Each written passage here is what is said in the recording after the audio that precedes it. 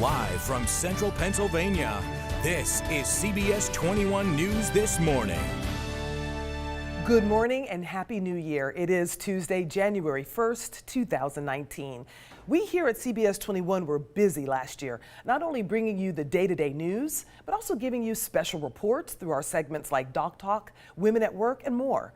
Over the next half hour, we're going to show you some of our favorites from 2018. First, we begin with Jefferson Awards. In September, we honored Jonathan Mattis of Graceful Acres, a therapeutic horseback riding program in Upper Dauphin County. CBS 21 News anchor Rob Hanrahan has the story. This isn't your usual horseback riding lesson. This is true therapy. 3, turn and wheel. This month's Jefferson Award winner, Jonathan Mattis, came up with the idea years ago and is now helping people overcome all sorts of disabilities. Whoa. We just wanted to help the kids out in this area. I've worked in homes with some of the families and really talked to them about having something in the northern Dauphin County area for their loved ones to come do besides me going into their house or TSS is going into their house and helping them out.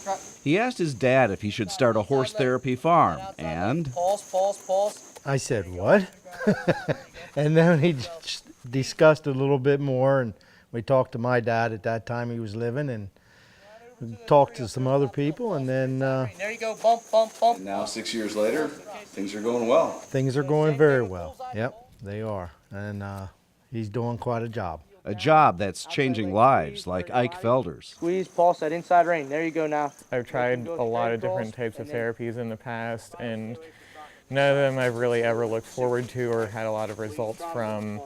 And with this, after the first few weeks of coming here, I just it's been a reason for me to get up in the morning. As they get older, they get tired of the therapies and they get tired of the intense work, and I think maybe get tired of thinking about themselves all the time. The horses are key, but so is Jonathan's unique approach. Squeeze real hard with that right leg. He really knows how to, work with each different person individually and what each person's needs are. And that's really what is an interesting thing about Graceful Acres and the way that John runs it. You can reach down and try to get it. In 3 or 4 months, he's been able not to take as mumuch medicine. He's got a positive attitude. He's thinking and behaving more clearly and is not as frustrated with himself. So, the best thing a parent can do is just get out of the way. Jonathan's work honors his grandmother, Grace, who invested in the well-being of children for more than 50 years. His dedication is obvious, his modesty at winning the Jefferson Award apparent. Feel stunned. So excited and thankful. It means a great deal because it means that people believe in me, but also what we're doing for the riders. So I wanted to help others out, and that's what I'm here for. So I was given a gift, and I decided to utilize it. Rob Hanrahan, CBS 21 News. Another segment we started in 2018 was Proudly Pennsylvanian. This morning, we're taking a look back at when CBS 21's Jessie McDonough sat down with the second African-American female to ever be promoted to major in the Pennsylvania State Police. Major Crystal Turner Childs remembers the very moment she knew she wanted to become a Pennsylvania State Police trooper.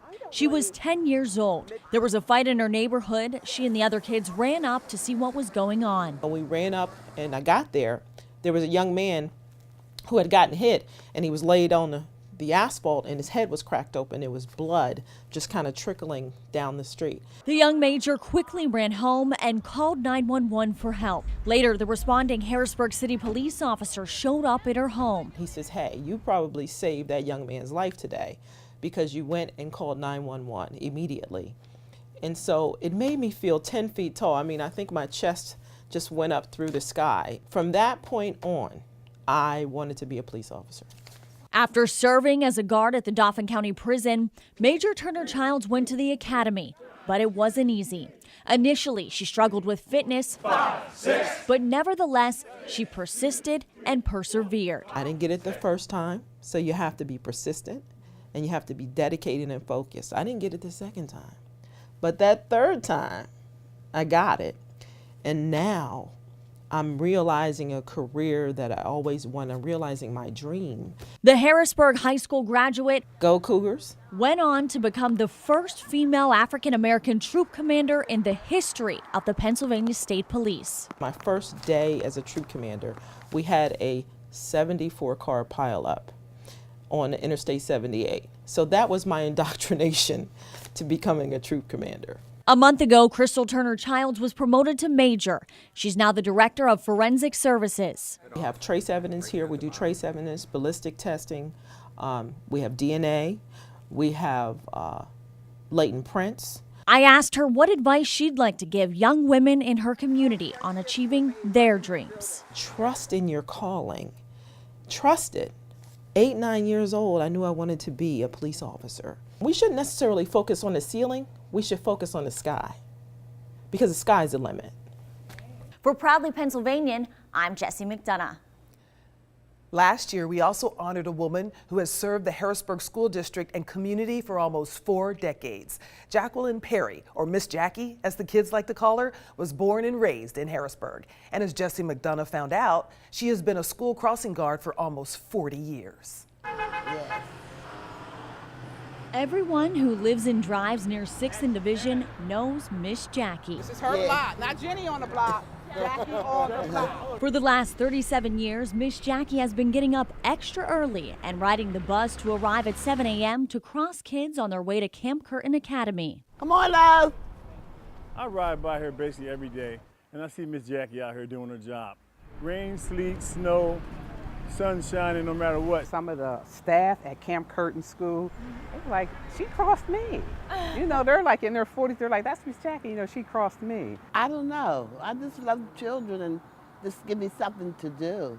Her dedication to her kids has caught the attention of the entire Harrisburg community. Let's go, babies! Sometimes kids come to school, the shoes untied. She'll stop and take a few minutes to tie their shoes. Even when Miss Jackie had a health scare a month back, she had one main concern. She's in ICU and she's worried about her kids. It's very important for the children to go to school. And I try to be very careful that they don't get hit. After Miss Jackie's short stay at the hospital, she was right back to her corner, crossing kids and keeping them in line on their way to Camp Curtin. Okay, love. Stop running before you fall. Some days, Miss Jackie's job can be challenging. Oh, Lord have mercy. But at the age of 82, her family and friends say she shows no signs of slowing down. I would like for her to stop, but she ain't gonna stop. So, when everyone wants to know the million-dollar question, do you plan on retiring? That's what everybody asks me. I say every year, but I think I will. I don't know. This gives me something to do. For Proudly Pennsylvanian, I'm Jessie McDonough.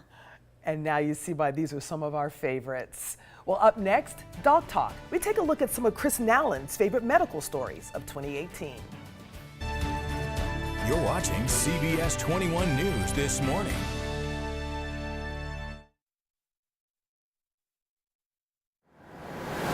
Once a week, we bring you unique medical news through our segment Doc Talk. And this morning, we're taking a look back at one important one that will also serve as a reminder for those of you with children.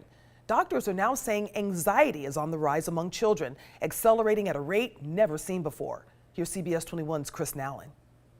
I think it's very serious right now. Dan Marrow is a psychotherapist with Geisinger Holy Spirit. First of all, you need to stop and listen to your child. More than ever before, anxiety amongst children on the rise. We've seen an extreme increase in referrals from pediatricians, primary care physicians. A startling statistic shows the age of anxiety beginning younger and younger.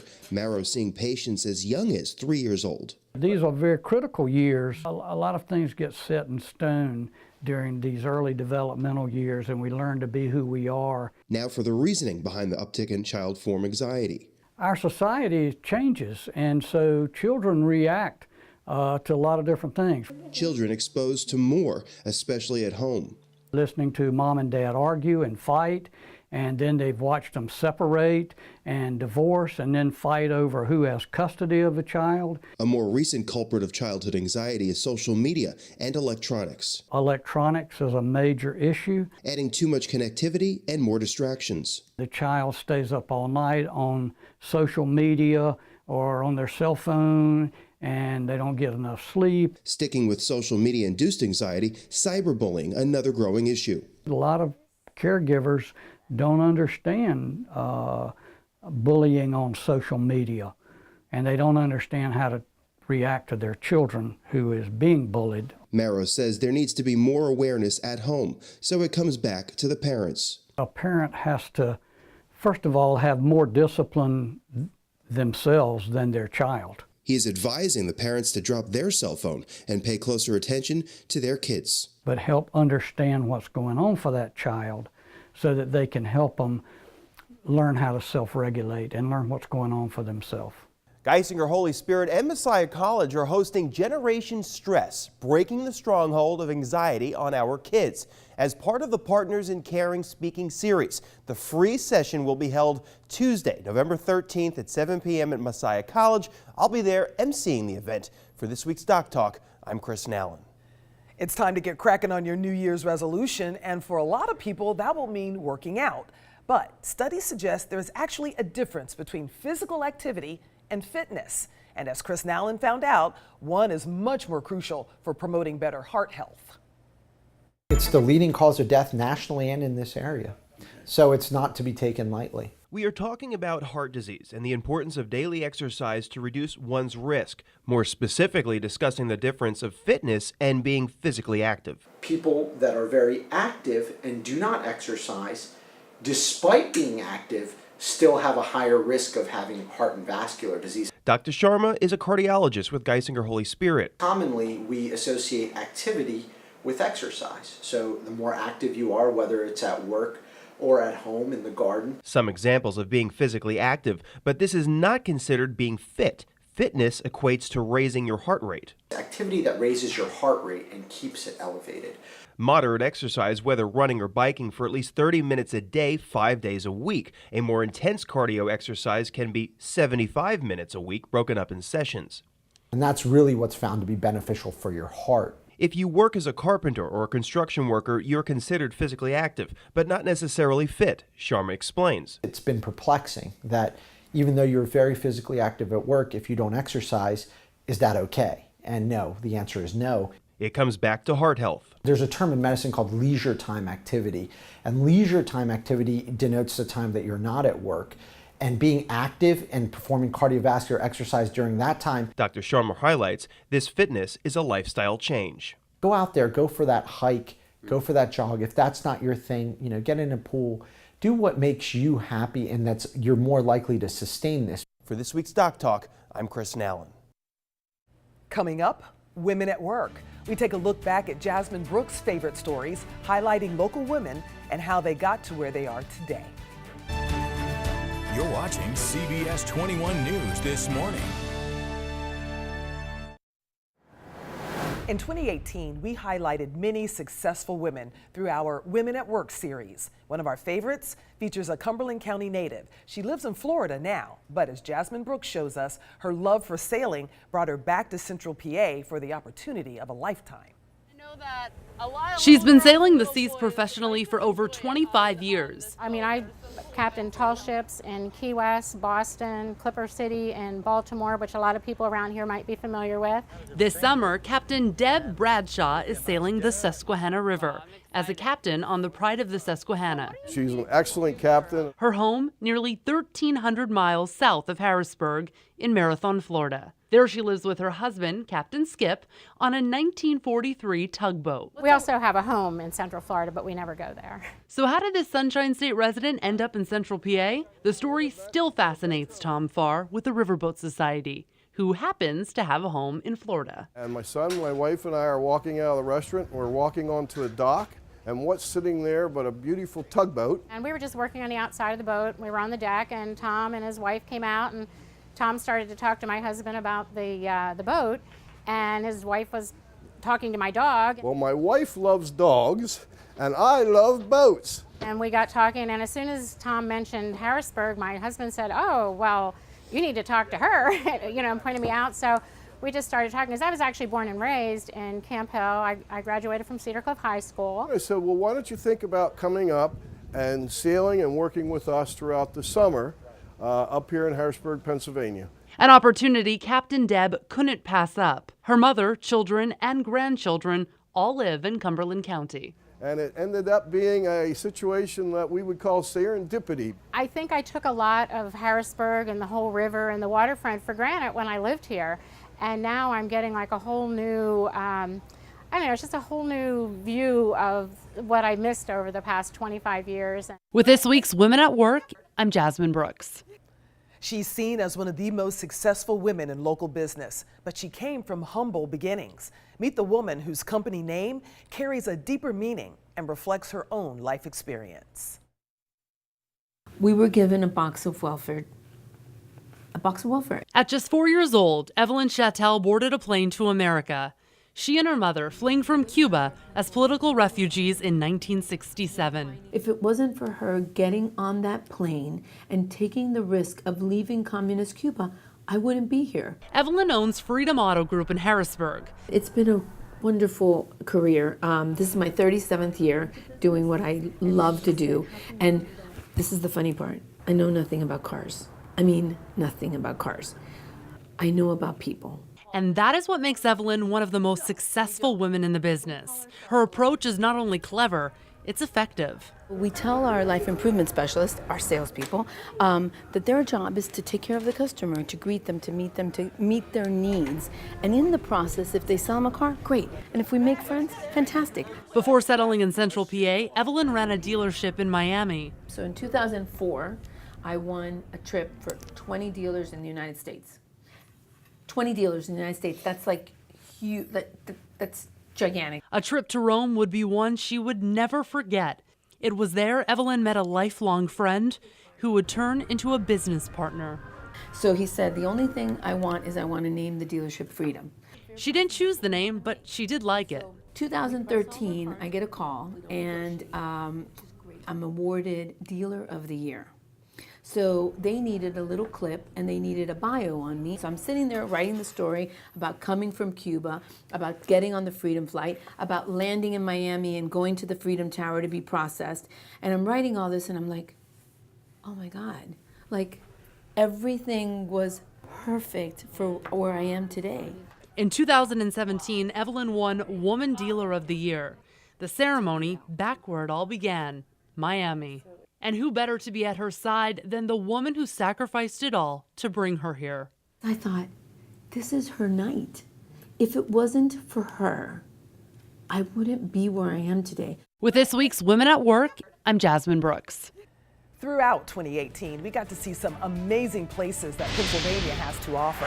Whether you're riding on the trails of a familiar area or splashing down a river in a boat, Get Up, Get Out highlights it all. We take a look back at some of our favorites. You're watching CBS 21 News this morning. As we scoot into a new year, you may be thinking about trying something new. How about seeing Lancaster's Amish country from a whole new perspective? Last summer, CBS 21's Ashley Honey got to do just that. Here's her Get Up, Get Out segment. I have to pinch myself every day realizing I make a living riding a scooter around the most beautiful area in the country.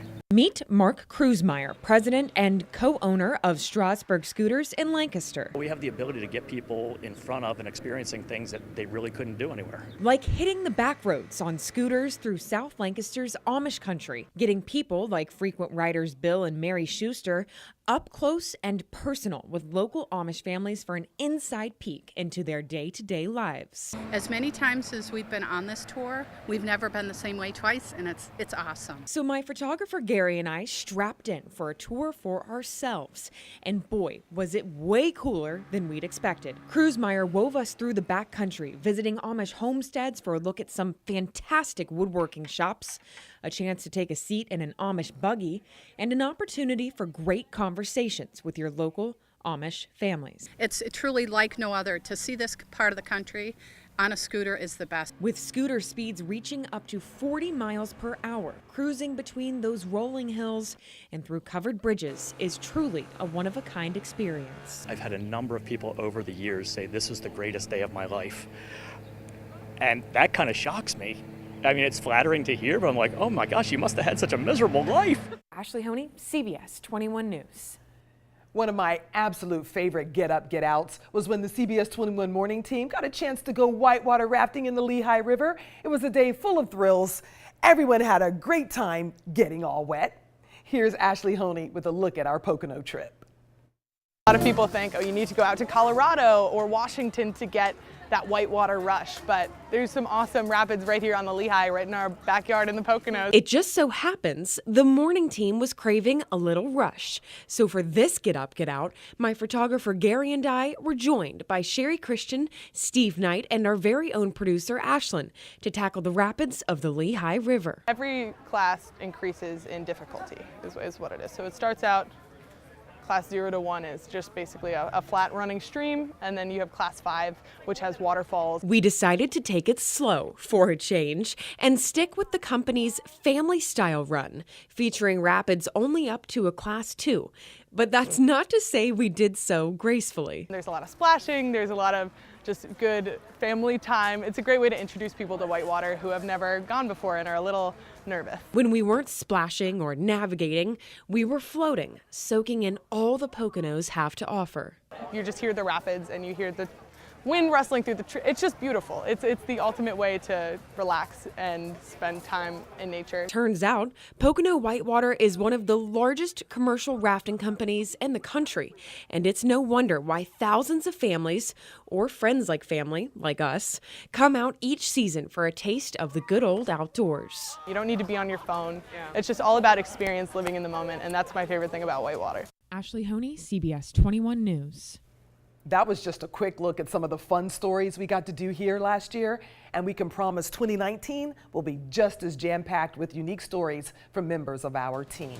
Coming up next, a look back at some of my favorite Making a Difference pieces and an update from some people in those stories on how they continue to make a difference. Don't go away. You're watching CBS 21 News this morning. Live from Central Pennsylvania, this is CBS 21 News this morning. CBS 21 News, Making a Difference, sponsored by Renewal by Anderson and your local Honda dealers. Good morning and happy holidays. I'm Sherry Christian. You may notice things have been looking a little different today. For the next 90 minutes, we will be looking back at some of the biggest stories and most memorable moments of 2018 here on CBS 21 News this morning. We begin with highlights from some of the folks who helped make a difference this year. From the legacy of Milton Hershey's school house parents, Randy and Julie Mladenoff, who retired in February after 40 years, to the special needs cheerleading group at Cheer Time in Cumberland County, inspiring us all earlier this spring, to Food Stock, the benefit concert at the Renaissance Fair that was not only music to our ears, but relief for the stomach. All folks who went above and beyond to make a difference in the lives of Central Pennsylvanians. And for the next 30 minutes, I brought a few of our most memorable to the studio this holiday morning to talk about what's next in 2019. First up, the PA Family Support Alliance and a local attorney and grandmother who are making a difference in the opioid crisis. Definitely, it's not the life I thought I'd have at 61. Being a full-time parent of her 2-year-old granddaughter Carter is now Joanne Clow's second full-time job, but it takes up more of her time than her other job as a family law attorney. Our days are 100% Carter Central. Carter, leave the door open so Charlie can get water. You want to sit up with Go-Go? Just to be clear, grandparents, pop-pops, gammies, nanas, Gigi's raising their grandchildren is nothing new. I learned there are 82,000 grandparents in Pennsylvania doing just that. But Joanne, or Go-Go, is one of too many who are doing so because of the opioid crisis. So we went to bed with a 9-month-old baby with a mom, and we woke up with a 9-month-old baby without a mom. Joanne says her youngest daughter, Emily, developed a 24 bags a day heroin habit. But after finding out she was pregnant with Carter, Emily got clean until 2 years ago. Emily was clean for almost a year.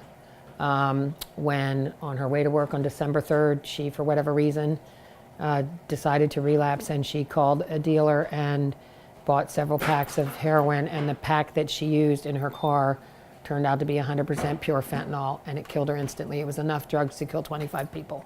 But all it took was the death of one person to upend Joanne's world. She couldn't really grieve for her daughter because she immediately assumed custody of her granddaughter and the expense that comes with it. The first year since Emily passed away, my first year, I had out-of-pocket daycare of $14,700, and it just killed us. It absolutely killed us. And that's why Joanne and other advocates like Angela Little with the PA Family Support Alliance are pushing for more support for this new crop of grandparents. The fear is if these grandparents go down for the count, if they become sick, if they can't maintain employment, and that jeopardizes their income and their housing and lots of other things, these children run the risk of entering the foster care system in Pennsylvania. The temporary custody bill and the kinship navigator bill both would provide financial and emotional support for grandparents. But if they aren't voted on before legislators take a break at the end of this month, there won't be immediate relief for caregivers like Joanne. I don't know a lot of people with 2-year-olds to have play dates with. Last year I ended up at I did not even know what a Monkey Joe's was.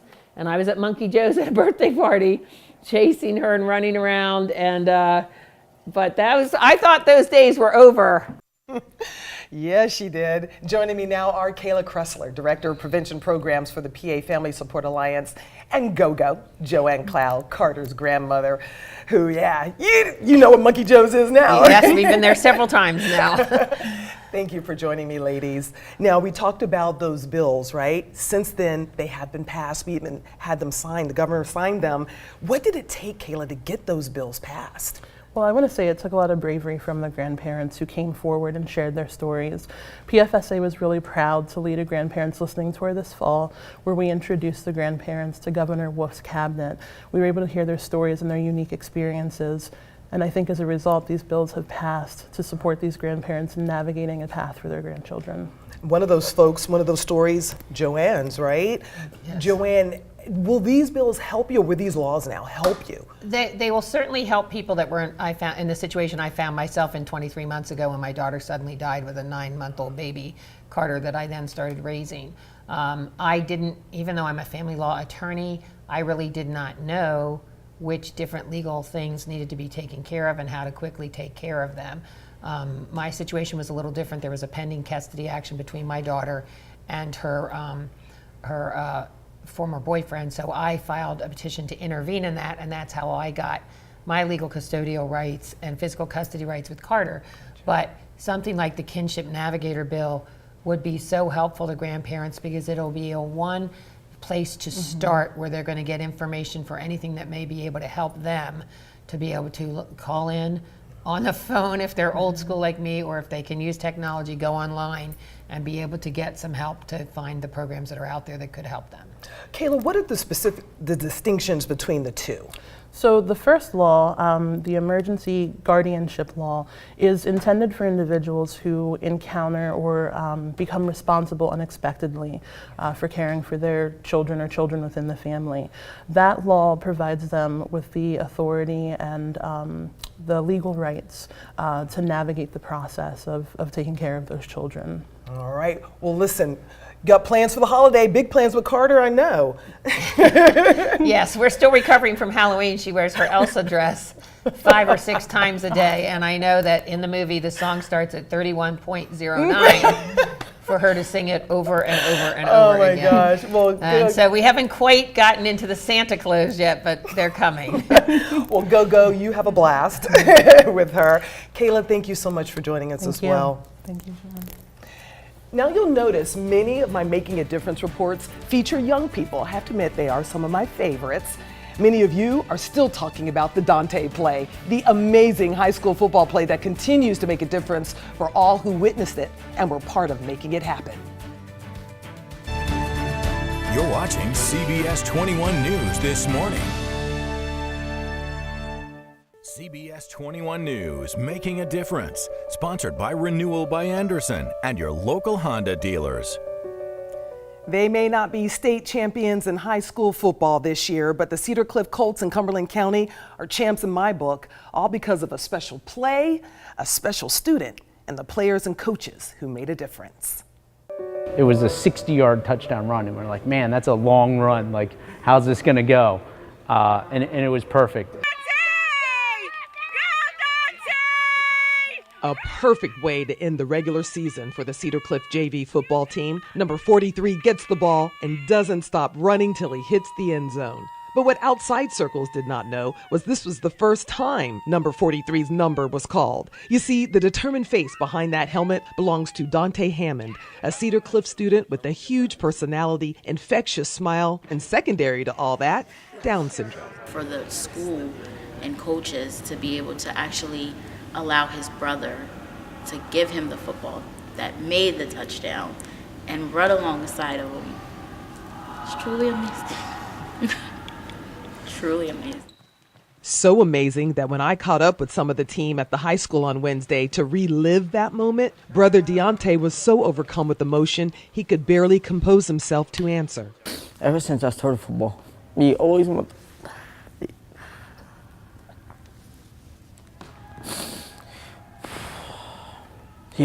play. Always wanted to be right next to me, but he couldn't. All right, you guys know Deontay. Tell me what he would be saying if he wasn't so emotionally caught up. You can do anything if you put your mind to it, and obviously Dante showed it on the field. Yeah, no matter what, you always have a chance to prove yourself and do something great. We always have each other's backs. I mean, we're always brothers, you know, no matter what. This whole team is a brotherhood. We all love each other. We all respect each other. It was just a really special moment. It was a moment that was about 2 years in the making. But with his younger brother now playing, it was fitting for the Dante play to happen this year. So the coach reached out to their opponents, Susquehanna Township, for their cooperation, and it all came together. I should point out that Cedar Cliff was up by 3 touchdowns at the time. Still, the players say it didn't matter. It would have still been the same. Wouldn't have mattered. Yeah, it wouldn't have mattered. It brought so much joy to everybody. I think you could have been 70-0. It wouldn't have mattered. Susquehanna Township, our opponent, they were right there the whole time. They encouraged it just as much as our team did, and to see the fans on both sides standing and cheering and the sideline go nuts, you know, it was like the Super Bowl, and it was the Super Bowl for Dante. Yo, this is all my teams right here. I said DQ, that's my team right here. That's his team.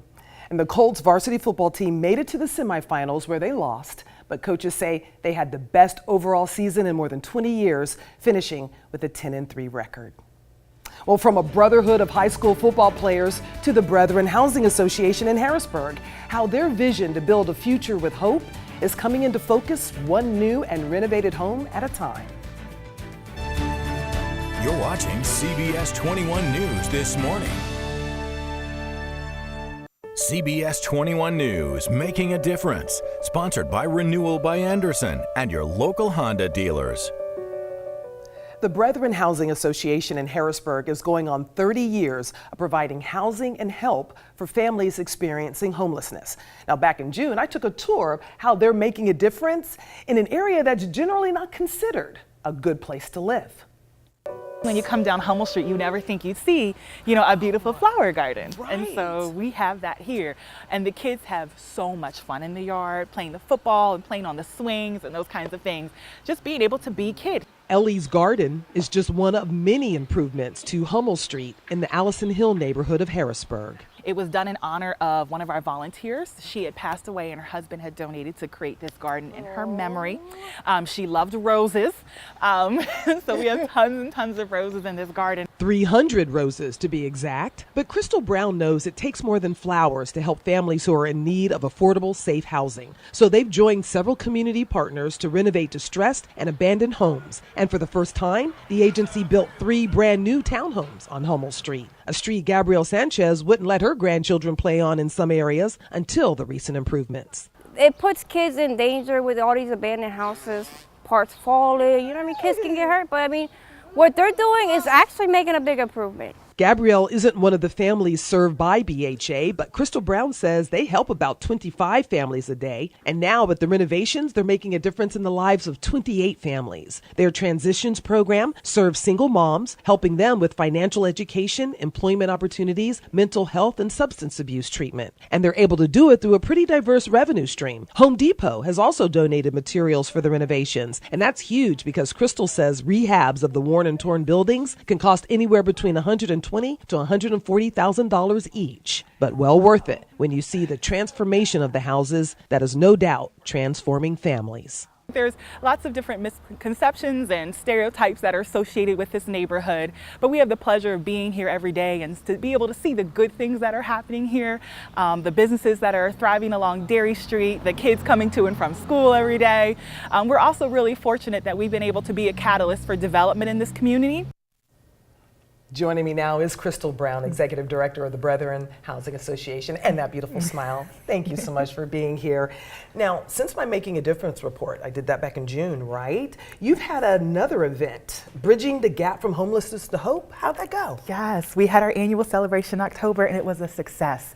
It was such a beautiful evening as several of our graduates came back and shared their story. And not only did we get to hear from them, but we got to hear from 2 of their children as well. So if anyone wants to see that video, please visit our Facebook page. It was a really powerful story to hear directly from them. Love to. Thank you, Crystal. Now, you also were one of the organizations chosen by Ashley Home Store of Central PA for their Hope to Dream campaign, where they delivered mattress beds, right, to some of the families. How are they enjoying the beds? Yes, 2018 has been an incredible year. Those beds were such a blessing. So often families coming to us don't have furniture and items for their apartment. So the kids in our program have a new, fresh, clean bed to call their own every night when they go to sleep. I love it. Now, when I interviewed you for my report back in August, you mentioned that the BHA is a trauma-informed organization. Can you go into more detail about what that means? Yes. So we're an organization that is committed to providing a place that is physically and emotionally safe. We know that so many of the families that we serve have experienced traumatic events in their lives, and it's had an impact on their physical and mental development. And so we want to make sure that as an organization, we provide spaces that nurture healing and do not re-traumatize them. Very nice, and everything is going very well, right? Yes.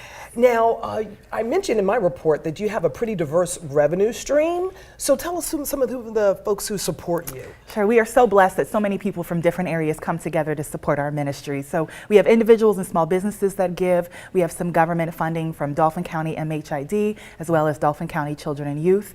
We also have annual fundraisers that we do every year, member churches, and grants and foundations that support the mission. I imagine you can use plenty of volunteers, right? Yes, there's always opportunities for people to get involved. Please visit our website at www.bha-pa.org to learn ways that you can volunteer and items that we are in need of for donations. I love it. Now, look ahead to the new year coming up. You got a lot of stuff coming up, I'm sure, going on in 2019. Yes, 2019 is our 30th anniversary. So we are so excited to celebrate 30 years of building a future with hope. And we are finishing up several renovations, and so we'll be able to serve even more families every day. Crystal Brown, thank you so much for everything that you and BHA are doing in our area and for being here this morning. Thank you. Now, the holidays involve a lot of traveling for many of us, right? But for people with a physical disability, well, transportation is a lot more involved. How the Center for Independent Living is making a difference with reliable wheels year-round. You're watching CBS 21 News this morning. CBS 21 News, making a difference. Sponsored by Renewal by Anderson and your local Honda dealers. Many of us have to travel over the holidays, right? But for folks with a physical disability, those plans have to include, how am I going to get there? Well, the Center for Independent Living of Central PA answered the call with reliable wheels that are making a difference. If you deal with city cabs, then you have to lift him out of the chair, into the car. Margaret Pacheco describes what she and her husband Felix used to have to go through just to use public transportation. Felix has cerebral palsy and needs a wheelchair to get around. The key phrase here, though, is used to.